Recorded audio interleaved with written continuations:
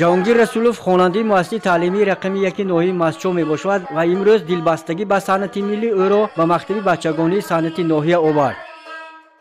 من 3 سال است که در مکتب بچگانه صنعت میخوانم.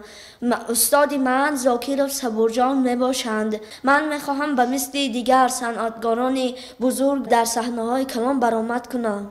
در مکتب صنعت بیش از 200 نفر خوانندگان از روی 14 اختصاص دوام 5 سال هنر و صنعت و موسیقی ملی را می‌آموزند. در مکتب بچگانی صنعت ناحیه مسچو 2 شعبه عمل میکند. شعبه موسیقی و شعبه صنعت.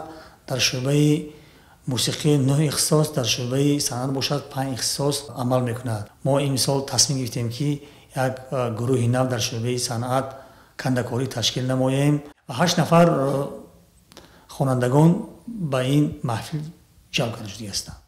آموزش وابسته به اختصاص در یک هفته 2 ساعت جریان میگیرد و با مقصد جلب هرچی بیشتری شوقمندان و استعدادها در زمینه‌های مؤسسه تعلیمی 4 جماعت ناحیه فیلیال تأسیس داده شده است.